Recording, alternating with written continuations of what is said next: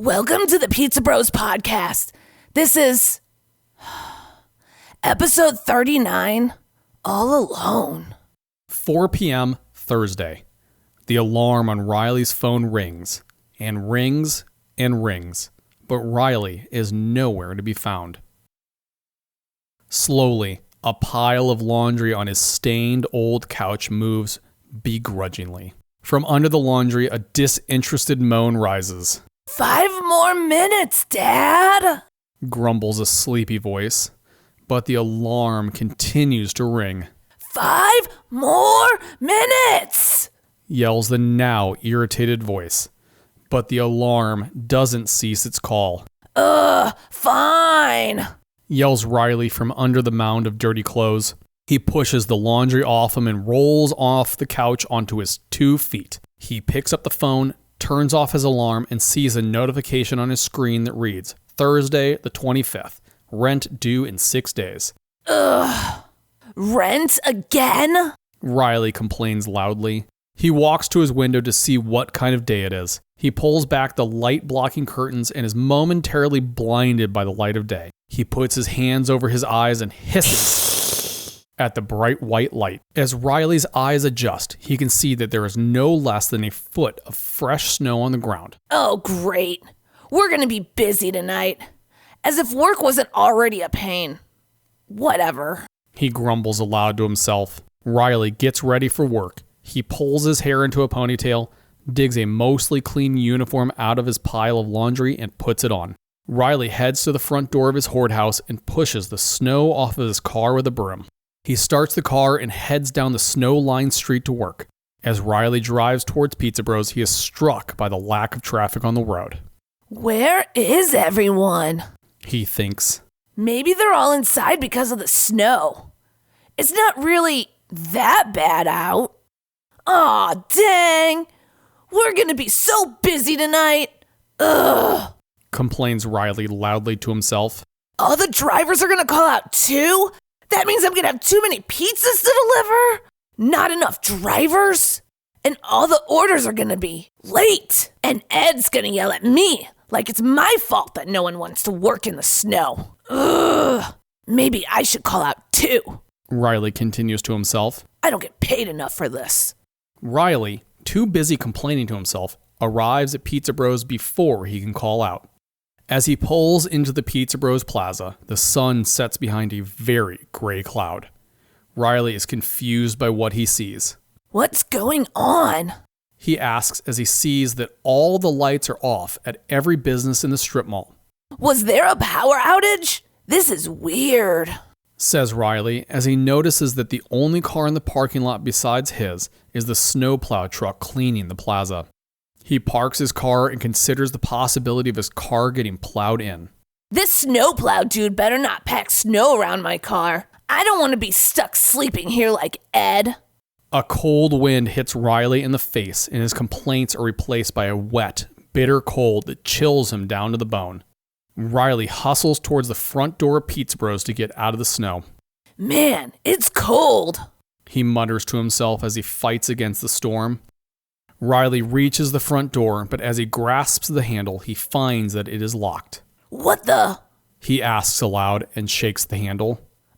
Where is everyone? He complains aloud. Riley fishes his store keys out of his pocket and shivers. Ugh. He quickly unlocks the door and rushes for the safety of the darkened store. As he enters, the smell of old pizzas fill his nose. He uses his phone like a flashlight, finds the light switches on the wall, and turns them on. The old fluorescent light bulbs flicker to life and struggle to hit full brightness in the cold store. Riley looks around and surveys the scene. The store looks exactly the way he left it the night before. The computers are off. The oven is too. And all the trash he left in the cans is also still there. Someone needs to take that out. It stinks. Riley complains as he fans the smell in front of his face. Where is everyone? He continues aloud. Hello? Is anyone here? Hello? Riley yells into the obviously empty store. Seriously, where is everyone? He again yells into the cool air of the store. What a pain. Riley complains aloud in disgust.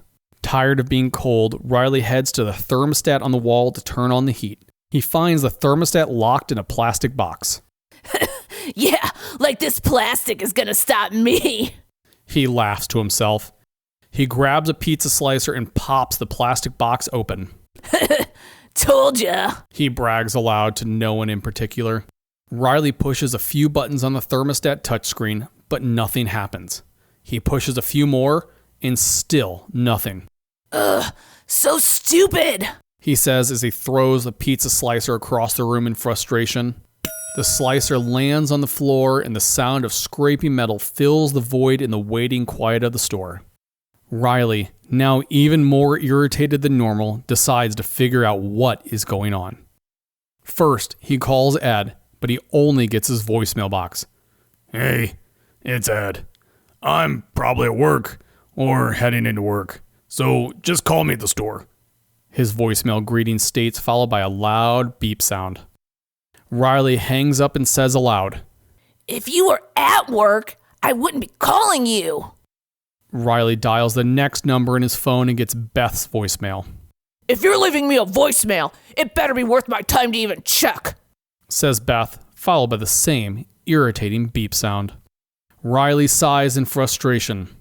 Maybe Freddy knows what's up. He calls Freddy, but again gets a voicemail. Yeah, it's me. You know what to do, says Freddy's voice. Yeah, I know what to do, says Riley, sarcastic as he hangs up again. Riley thinks for a minute about who else to call. Maybe Steve or Dennis know what's going on. He calls Dennis first, but as usual, his voicemail box was never set up. So, in a last-ditch effort, he calls Steve. But as had been the theme of the night, Steve also doesn't answer. Riley gives up and angrily stuffs his phone into his pocket. Seriously, what is going on? Why is no one answering? Where is everyone? Riley asks aloud. Riley digs deep into his mind to come up with a solution. First, he thinks, well, maybe the phone lines are just out because of the snow. No, the phone rang, so obviously the lines work. He thinks again for another solution. Maybe China finally invaded the US and I totally missed it?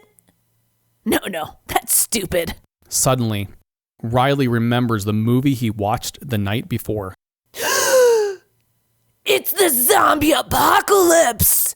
He yells out into the cold, empty store. What if I'm the only one left alive? Ah! Yells Riley, and his imagination goes wild. No, not alive. Unturned! Riley runs to the front door and for safety locks it. It's Snowpocalypse! Man, who would have guessed that? What a wild card! He says aloud as he looks out into the cold, dark night that has now descended on Chesterwood. Riley digs into his last remaining self-confidence. Okay, Riley, you've been planning for this exact scenario for years. Well, not for the snow, but still, zombies, right? Riley heads to the back room and builds a small survival shelter out of pizza boxes. He then scrounges weapons and surveys his food supplies in the store. It looks like the power's still on. If we have electricity, I could cook pizzas, and no one can see me in the back room. So I'll be safe from scavengers and any random zombie attacks. He says aloud as his internal monologue continues to leak out into the open air. Guess all I can do now is pass time. One of my specialties, mutters Riley to himself. Riley retreats into his box fort, survival shelter, and plays a game on his cell phone that looks like Pong, but is actually two zombies batting a brain back and forth across the screen. He plays several games, and then the situation finally dawns on him. I really am all alone. He takes a deep breath and lets the sobering reality of a snowpocalypse wash over him. Suddenly, his phone rings. What the? Riley asks as he jumps a little from the surprise. Riley looks and sees Steve's smiling face on his phone. Hello? He asks, scared to hear a zombie on the other side. Hey, Riley! I saw you called. Merry Christmas! What's up? Steve asks. Wait, Christmas? Riley asks with confusion in his voice. Yeah, it happens every December 25th. Did you forget? Steve asks with a laugh. Riley can hear the sounds of laughter and people having a good time in the background of the phone call. No, I totally didn't forget. Riley lies. Sounds like you're having fun. Riley says timidly. We are. Jenny and Dennis came over for a little get-together. Hang on a second. Dennis, it's your turn to pin the tail on baby Jesus' donkey. Steve turns his attention back to Riley.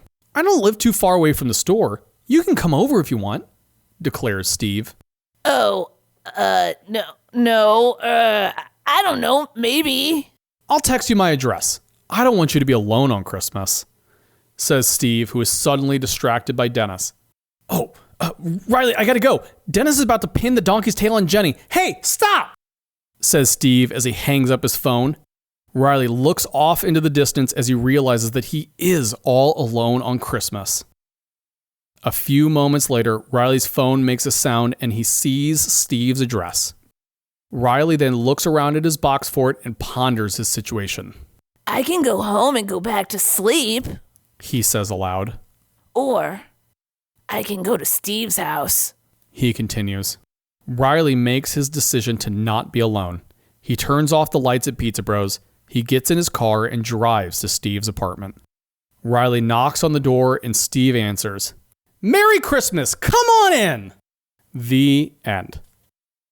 Thank you guys for listening to the Real Pizza Bros podcast. And don't forget to go to our website, therealpizzabros.com, where you can see all of our past episodes, all the different streaming services that you can listen to the Pizza Bros podcast, and of course, purchase printed copies of the actual stories themselves.